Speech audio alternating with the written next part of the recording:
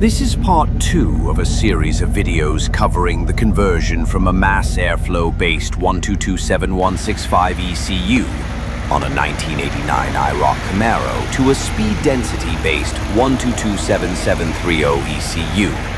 This conversion provides improved drivability, reliability, and power, and upgrades the car to a slightly newer ECU, which allows for faster, more reliable data logging.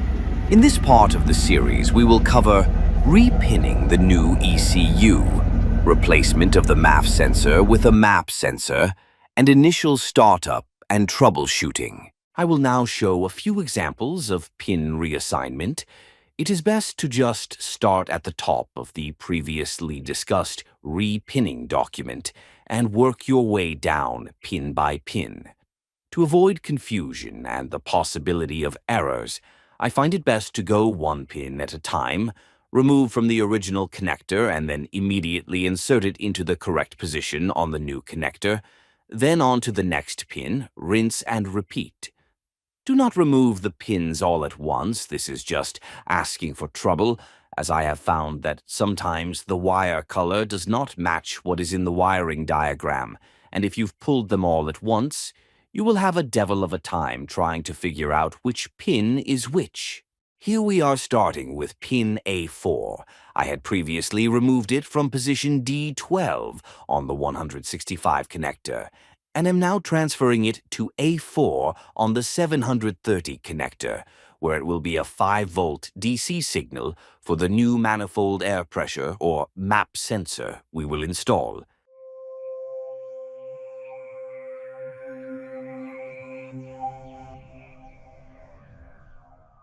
Now we are transferring pin A2 to the 730 pin GF2. This is technically redundant on our conversion, as it is for the air pump system which we will not be running on this application. However, for the sake of wiring consistency, we will transfer it anyway.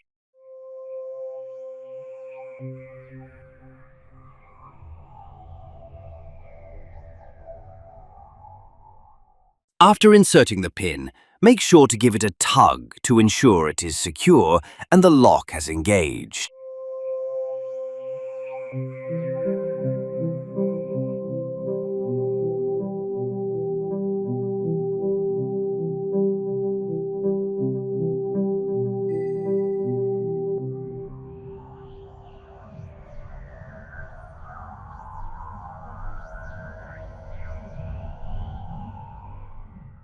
Now we are on to pin A3, which we will be moving into position F7 on the 730 yellow connector.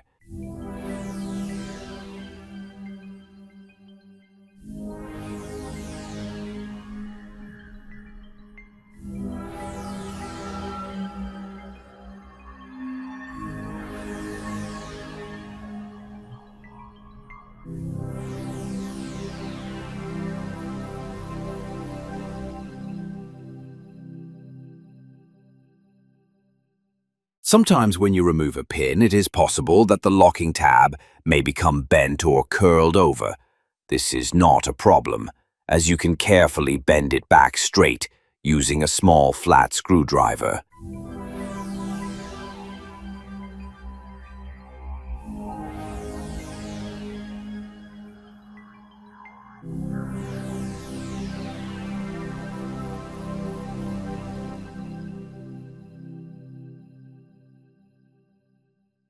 Here we can see where a bad locking pin could have caused a hidden problem.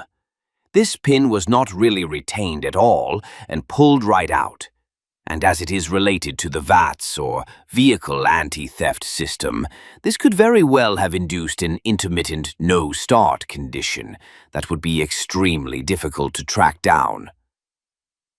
This is pin B6, and we will be transferring it to position F10 on the new connector.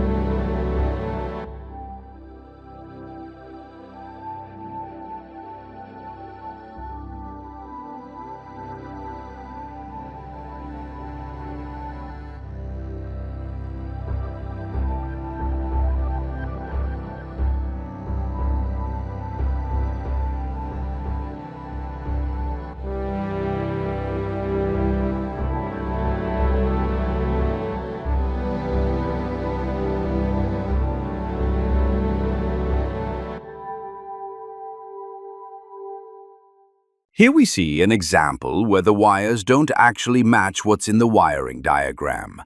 This is pin B8 for the AC on input signal to the computer. It is used to tell the ECU that the AC is on, and that it therefore should bump up the idle speed in order to avoid a stall condition. This wire is supposed to be light blue in color. Instead, here we can see it is green. Just be aware that these inconsistencies can occur, and you will simply have to check the available data in the form of wiring diagrams to verify your findings and decide how to proceed. In this case, we will simply carry on and transfer pin B8 to position C9 on the new connector, noting for the future that the wire color is incorrect.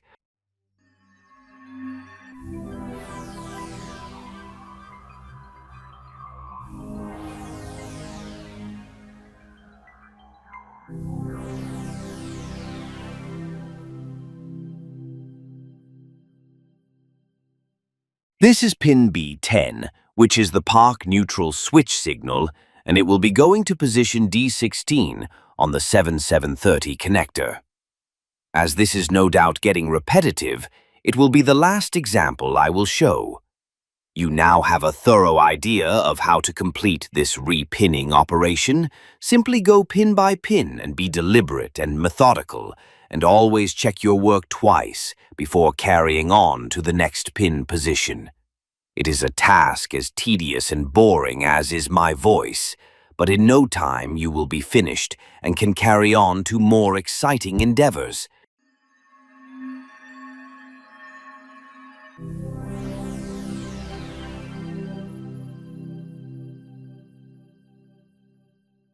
As we have now concluded the ECU repinning part of this conversion, we will now focus our attention to the other side of the wiring harness and move into the engine compartment. We will be wiring in a MAP sensor in place of the existing MAF sensor. To clarify, MAP stands for manifold air pressure and MAF stands for mass airflow. The mass airflow sensor measures the volume of air entering the engine directly and sends this information to the ECU, where it is used to determine fuel delivery. The manifold air pressure sensor, by contrast, essentially measures vacuum and simply tells the ECU the operating load state of the engine, and it then uses this information to look up a known set of values, which are based on the engine's characteristic parameters and fueling requirements. The theoretical advantage of a MAF-based system is that it precisely measures airflow using a heated wire, resistors, and other assorted black magic wizardry, and therefore should be able to more readily compensate for changes due to either wear and tear or minor faults in the engine, as well as minor engine modifications. A MAP-based system, on the other hand, does not compensate well for changes or modifications from stock unless the ECU calibration is tuned to compensate for the changes. This is because it isn't measuring the engine's airflow per se. It is assuming the engine is in stock form and simply looking up known values from tables that were carefully designed by the powertrain engineers when developing the stock powertrain. The advantage of a MAP-based system is that it eliminates the potential air restriction posed by the MAF sensor, and as an added bonus, it in fact gets rid of the trouble-prone and expensive sensor altogether. However, if your engine is anything but stock, you will have to have a MAP-based system tuned to realize any of the benefits of the modifications. As discussed previously, in respect of our TPI-based engines, the primary advantage for this modification is the introduction of the far superior and faster 1227730-based ECU. The elimination of the MAF restriction is an added bonus. Both systems work perfectly fine when they are working correctly, but the MAP system is less trouble-prone, and especially if you can tune, it is a better system overall. Step 1 is the removal of the MAF sensor. There are two clamps holding the accordion-style boot in place. You will need to loosen these.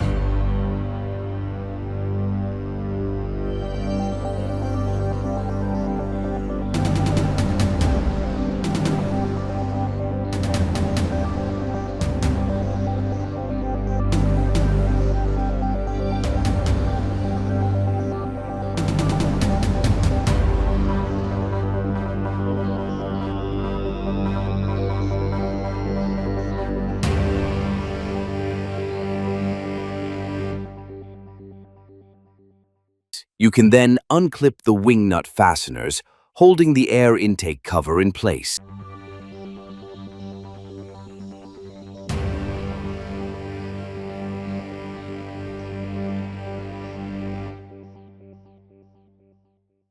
Pull the entire assembly out of the accordion boot. We can now see the insides of the MAF sensor, and it becomes apparent why this device can be a restriction to airflow, particularly in a high-performance application. The screen serves to protect the very delicate, hot wire filament, which is directly behind it. Some people recommend removing these screens for a slight performance boost.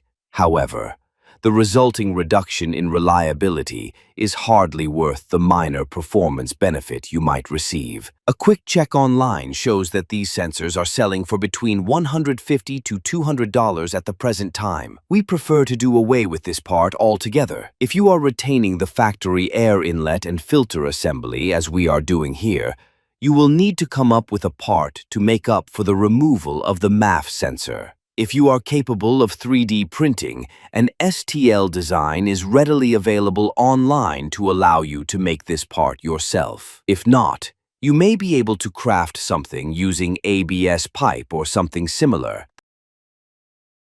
The MAF sensor is held on with a metal band clamp from the factory and will need to be pried apart to remove it.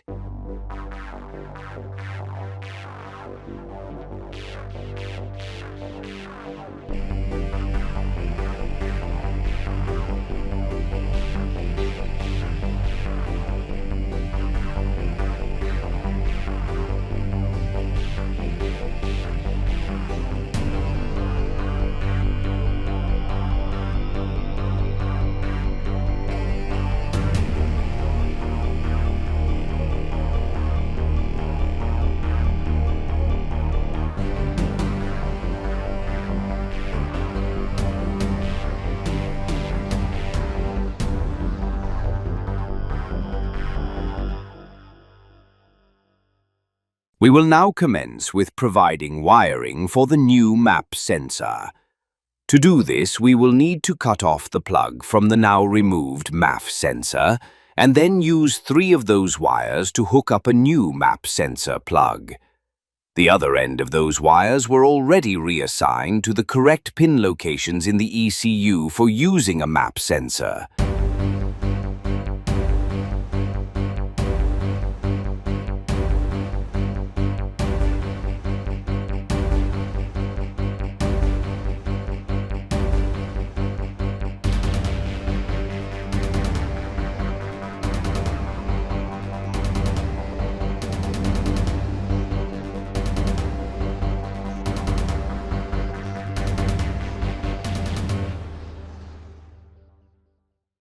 There is a perfect cutout located on the right-hand side of the plenum to mount the new sensor, but some sort of mounting bracket will need to be devised, as the mass airflow cars do not have any provisions for mounting the MAP sensor there, unlike the natively equipped MAP cars.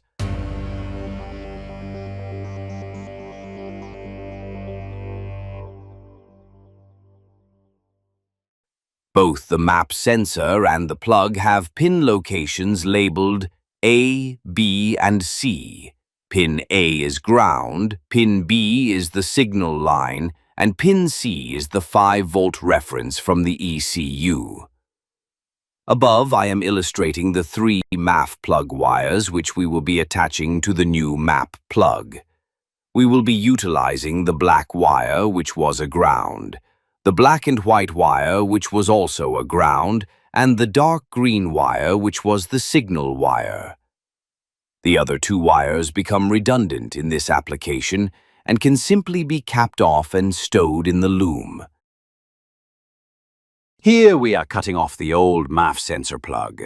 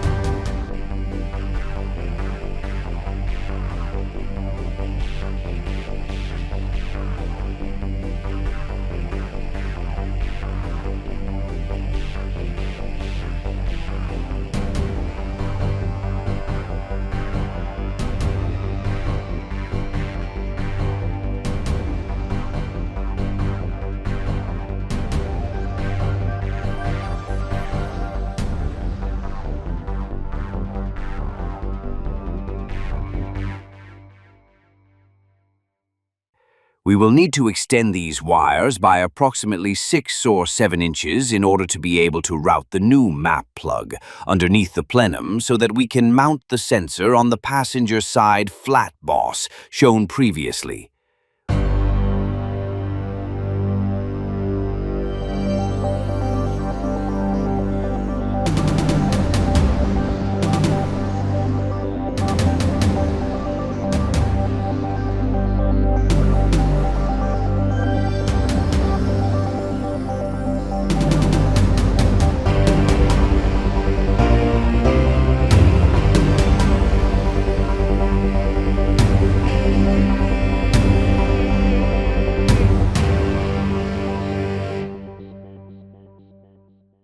We will be utilizing solder splice connectors to make these wire extensions to the MAP plug, and then for attaching the new plug to the harness. These connectors provide a strong splice, which is sealed from the elements and are perfect for use in the engine compartment. Strip the 2 wires you will be connecting and insert them into the open ends of the splice connector, ensuring that the wire strands mesh together.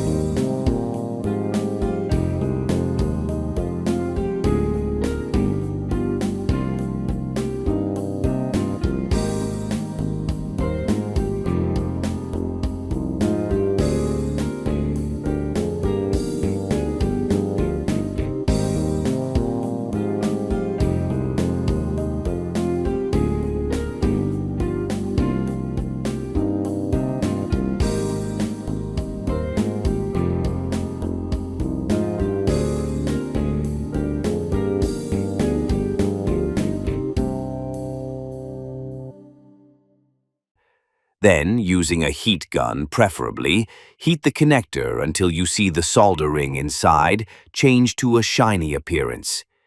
If you watch carefully, you will see the solder flow out into the wire strands. Remove your heat gun and let the connector cool for 30 seconds or so before moving it, then carry on to the next one. If you do not have a heat gun, a lighter or match could be utilized. Just be careful not to use too much heat, as the splice will catch on fire if left in the flame too long.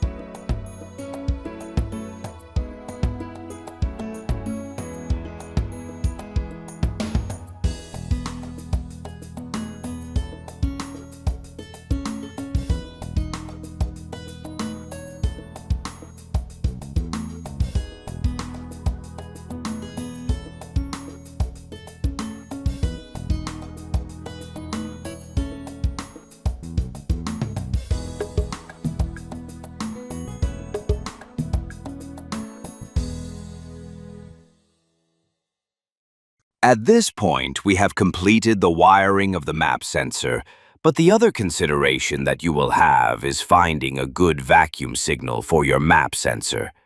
There are several nylon vacuum lines in this area which you may tap into, one of which is the line going to the fuel pressure regulator. A trip to your local pick and pull, or possibly the auto parts store, should net you the fittings and connectors you will need to bring your vacuum signal into your map sensor. Your next step at this point should be to double-check your wiring by wringing out the new wires from the connector to your computer connector and verifying the pin positions. This is especially important here because one of the wires you have added is a 5-volt reference wire from the ECU, and you would not want to inadvertently short that out at the risk of damaging your ECU or possibly starting a fire.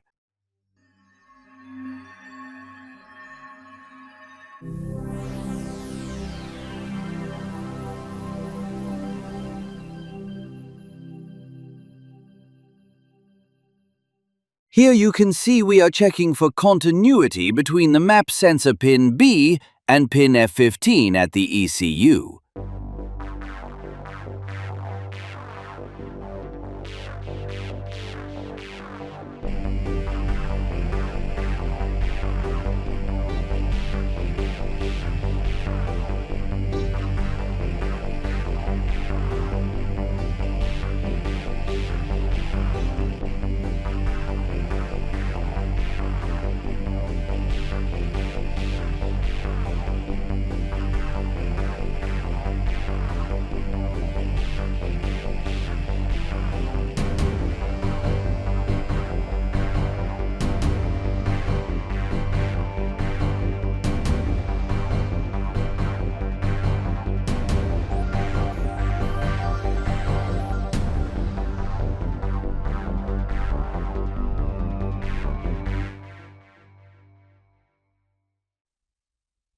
Now we are checking between pin C on the map plug and A4 at the ECU.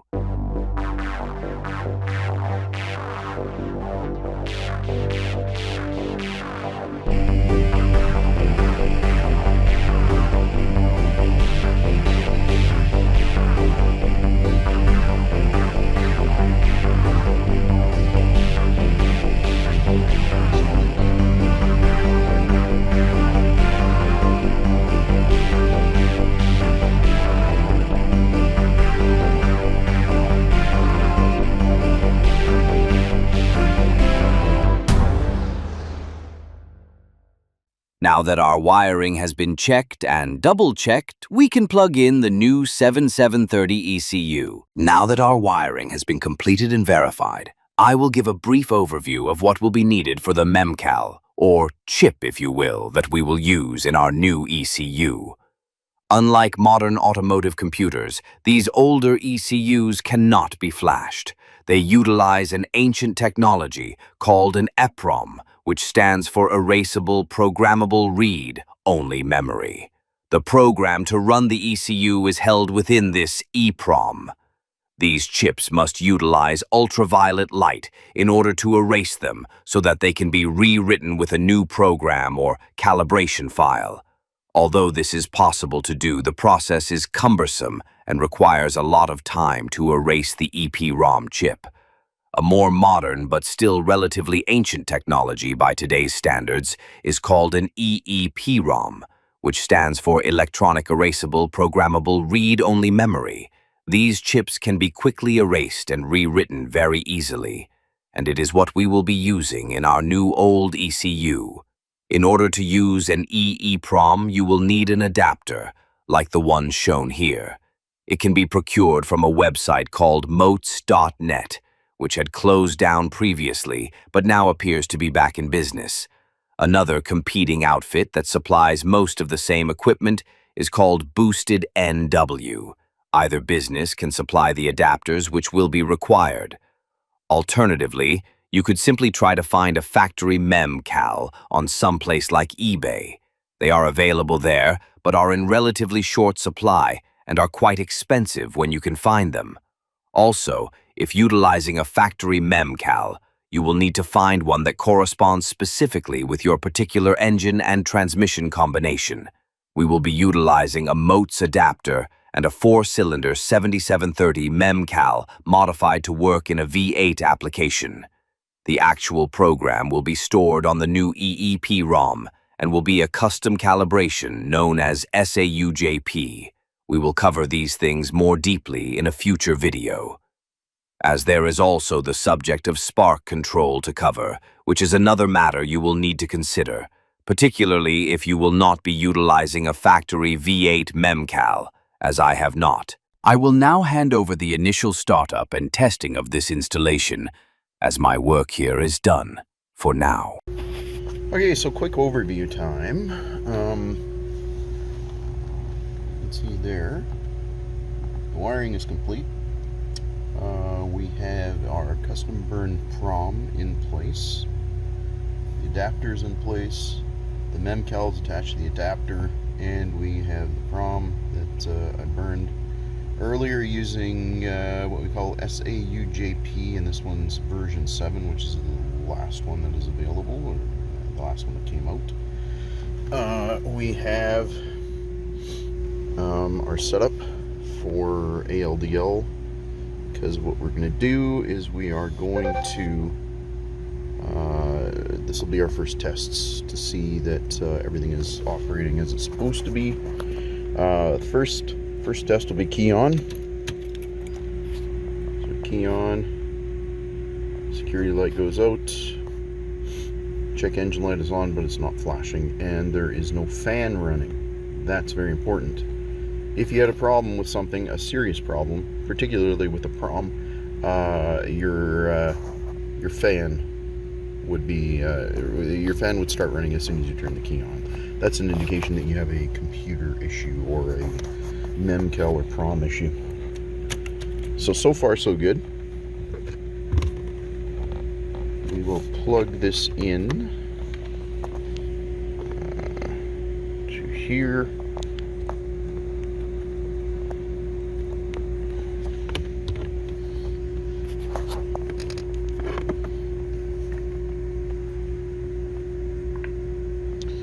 This, I think we talked about before, this is ALDL Droid, which is a third-party program, which essentially allows you to data log, and then you can take that data log, put it into Tuner Pro, and make your modifications, and then burn a new prom, etc., etc. This thing is very powerful. It'll work on any Android device, basically, yeah, it's pretty much an invaluable tool if you're doing any kind of prom or any kind of tuning on these types of computers. So we will turn the key on, then you go connect.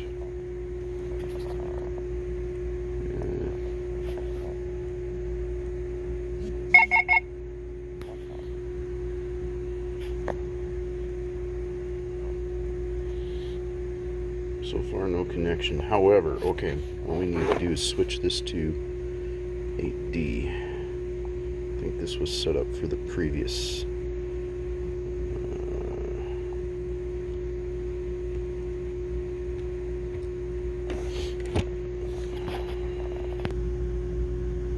Okay, essentially what I had to do is put a different ADX file in there, which is the data stream file that tells it what kind of vehicle you're connecting to, because this ALDL Droid will work with pretty much any of the OBD1 GM vehicles. Pretty much anything that Tuner Pro will connect to as far as those vehicles goes, this will do. Maybe more, I don't know, I never delved into anything else. But so now we can see that we are connected. Battery voltage is showing. Coolant temp 46 degrees Fahrenheit. Manifold air temperature 35, it's showing. We can flip this to okay, that's not going to show anything at this point, throttle position, here's a perfect one. There we go. We are live there. That's showing 0.5. It's bouncing a little bit, but we press on the accelerator and that moves. So what this tells me is that we are live, and we're probably ready to do a startup on this. Let me just do a quick once over the engine compartment, make sure everything's good in there, and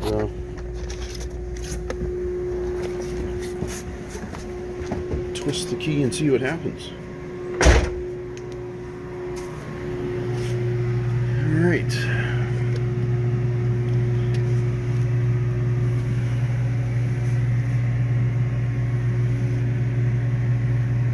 So our wiring goes that way.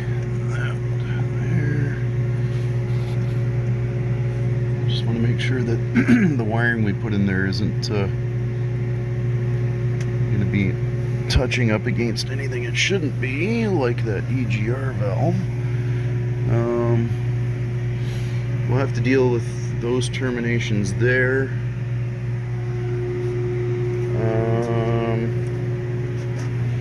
We've got the dummy blank for the mass airflow sensor in place.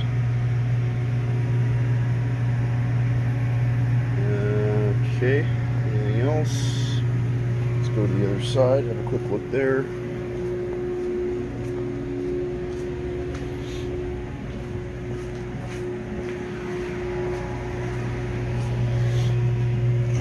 Okay, you can see the map sensor is in place. That's more or less where I wanted it. The vacuum line to the map sensor is hooked up. Got it teed into an existing fitting from the plenum. I just used whatever adapters I had, but it seems to be okay. So I think that we can do a twist of the key and see if this thing starts up very briefly.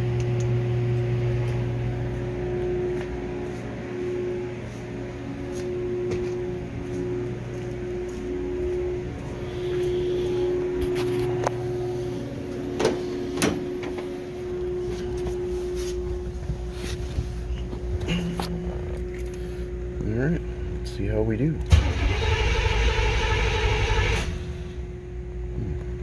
Not very well.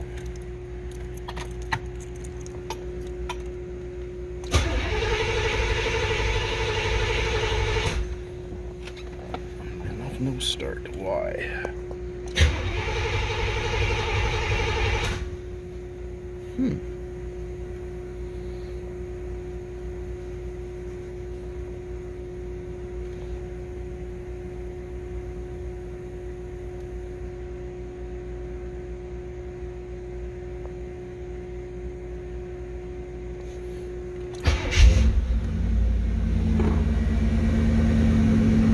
Okay, we just needed to get some fuel in there, I guess.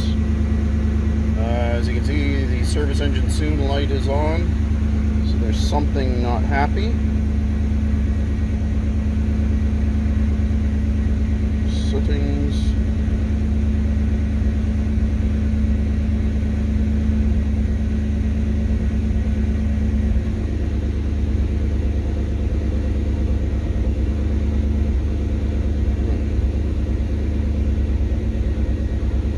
Check engine light, yes, I know, but why?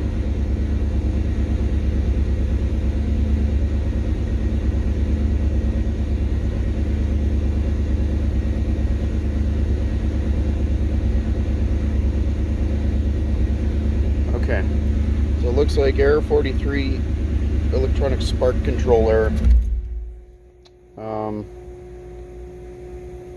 Okay.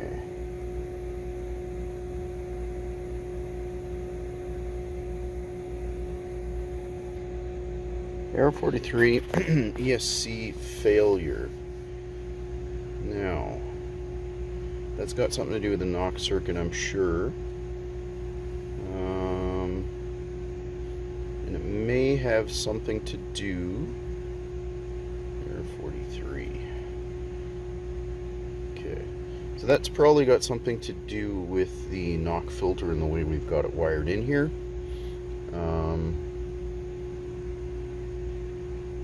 have to do a little more studying on that, figure out what's going on.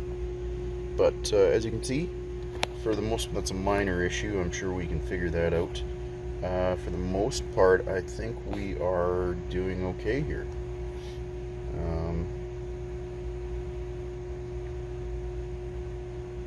I think this thing is actually doing okay.